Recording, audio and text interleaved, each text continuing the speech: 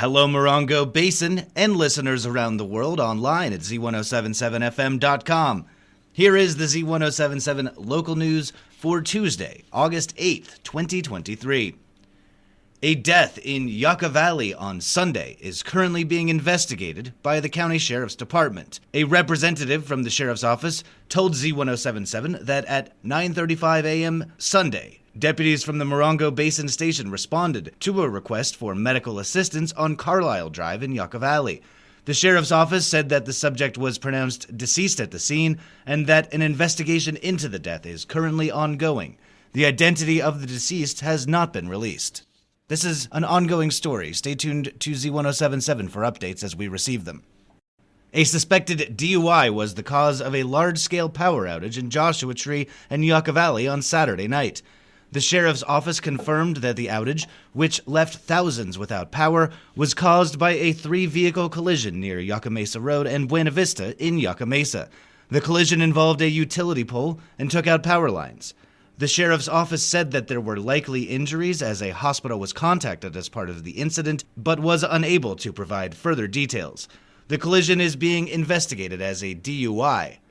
A representative of Southern California Edison confirmed that the outage occurred at 10:49 p.m. on Saturday night. The outage initially impacted 1,651 customers in Yucca Valley and Joshua Tree, including Z107.7's Joshua Tree headquarters. Power was fully restored by 3 a.m. Sunday morning. After over 5 years in the courts, the trial of Arthur Davies officially begins today. Online news editor Robert Hayden is covering the trial and joins us with what to expect in the long-awaited court case. A jury of 12 of Arthur Davies' peers was picked yesterday afternoon after another long day of jury selection and the process of voir dire, where prosecution and defense can ask questions of the jury and dismiss potential jurors based on those answers. Parker Lee Schumacher was 1 year old when he was flown to Loma Linda University Hospital on February 10th of 2018 with injuries related to child abuse. Schumacher later died at the hospital from those injuries. With numerous delays and continuances, the case has remained in the San Bernardino courts, with both prosecution and defense questioning potential jurors to see if they had read or remember anything about the trial in the last 5 years. The trial begins today at 9:30 a.m. at the San Bernardino Superior Courthouse. It's expected to take 2 weeks. Reporting for Z107.7 News, this is Robert Hayden. The 29 Palms City Council will gather this evening to discuss council member conduct, miniature golf, and organic trash. Reporter Heather Clisby has a look at this evening's agenda. Tonight, the 29 Palms City Council will reconvene after a July absence. Starting with an introduction of new city employees, a public hearing will take place regarding a lighting and landscaping assessment for District 1. Next, the council will review and likely approve a $20,000 promissory note to Morongo Basin Arch to address homelessness in the city. Council will then explore the possible adoption of a code of conduct for all council members. Next, the council will discuss a potential 5-year $1 annual lease agreement with AHA Projects. This would allow for the popular miniature golf facility and art studio, Mojave Land, to establish a new presence just behind Theater 29. Finally, the council will review a resolution regarding waste and recycling in the city. In 2016, former Governor Jerry Brown signed SB 1383, a law designed to implement a 75% reduction of organic waste by 2025. The resolution would approve an agreement amendment with Burtec to include organic waste recycling. The meeting begins at 6 p.m. at City Hall, 6136 Adobe Road. The event will also be live streamed and provided on demand via the city's website, 29palms.org. Reporting for Z107.7, this is Heather Clisby. 1 hour prior to that 29 Palms City Council meeting, a group of concerned citizens will be hosting a Stop the Sewer rally adjacent to City Hall. Reporter Heather Clisby rejoins us with the details.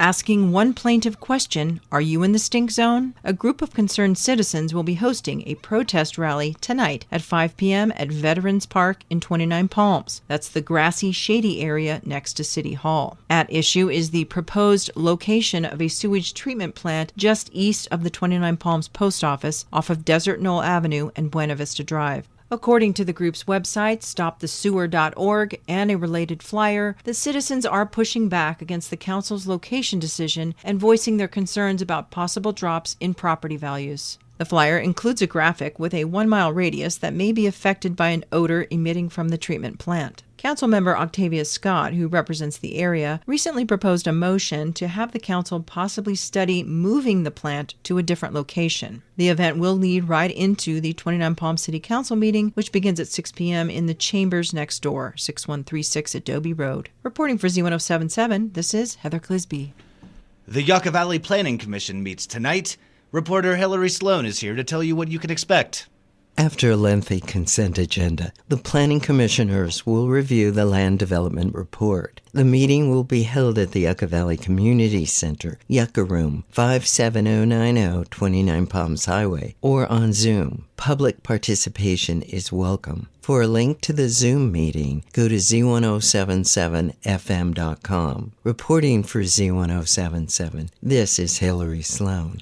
At tonight's meeting of the Bighorn Desert View Water Agency's directors, the board is expected to authorize funds for the meter replacement program and set the appropriation limit, among other items. Reporter Mike Lipsitz is here with more on the water agency that serves Flamingo Heights and Landers. In addition to a workshop on placing liens on properties associated with seriously delinquent accounts, directors are expected to authorize $83,000 for replacement water meters, set the appropriation limit for fiscal 2023-24 at $233,000, and address some issues specific to some individual properties. The public may attend in person at the agency's board meeting office under the Old Water Tower on Cherokee Trail in Landers. Remote participation is also an option. See this story at Z107.7fm.com for instructions and links. Reporting for Z107.7 News, this is Mike Lipsitz.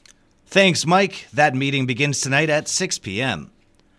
The Basin-Wide Foundation announced yesterday the recipients of the awards given at their annual dinner. Awards will be given out to businesses, organizations, and individuals who have shown dedication to providing service to the high desert community. The 2023 list of recipients includes Reach Out Morongo Basin, the Morongo Basin Healthcare District, Dana Bowden, Glenn Harris, the Yucca Valley Film Festival, the Morongo Basin Humane Society No Kill Shelter, Jess Geeson, Mike Myers, Micah Kabali, and Goobler Orchids. The awards will be given to the recipients at the Basin-Wide Foundation's 25th annual dinner and awards celebration for 2023 to be held on August 24th at the Helen Gray Education Center on the High Desert Medical Center campus. Purchase tickets by calling 760-365-7219. Bighorn sheep are a unique part of the wildlife here in the Morongo Basin, and in the hottest months, they seek water closer to some of the more populated areas of the national park. To mitigate contact with humans, the national park has announced a trail closure, and Robert Hayden rejoins us with the information. The 49 Palms Trail and Oasis is closed until October 1st to allow bighorn sheep undisturbed access to surface water. Joshua Tree National Park is under drought conditions, and herds in the area rely on the Oasis Spring to survive the hot summer months. The closure started yesterday and remains until October 1st or until summer monsoons provide adequate rainfall to increase water availability.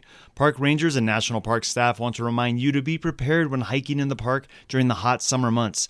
All hikes should be planned to begin at or before sunrise and end by 10 a.m. or plan to not begin until 5 p.m. For more information on the bighorn sheep and the 49 Palms Oasis, you can see a link at this story on our website, Z107.7fm.com. Reporting for Z107.7 News, this is Robert Hayden. And finally, Theater 29 will begin its 2023-2024 season with a Roald Dahl classic, The Witches, opening October 6th. Arts and entertainment reporter Charlie Thomas shares how you can be a part of this slightly spooky family treat. Theater 29 will hold open auditions for the dramatized Roald Dahl classic children's story, The Witches, Monday, August 14th at 6 p.m. on the Theater 29 main stage. Debut director Nina Jimenez is looking for a cast of men and women over the age of 15. There are 2 roles for boys aged 10 to 13, but no other children's roles. All parts are open. A complete breakdown of the characters can be found on the Theater 29 website at theater29.org/auditions. This production will magically appear on the Theater 29 stage October 6th through 22nd and will be appropriate for all ages. Reporting for Z107.7, this is arts and entertainment reporter Charlie Thomas. That's our local news. Hear local news 7 times a day, 7 days a week at 7, 8, 9, noon, 4, 5, and 6. If you hear news happening, let us know about it. Email us at tips@z1077fm.com. Reporting for the Morongo Basin News Leader, the award-winning Z107.7 Local News, I'm Jeff Harmetz.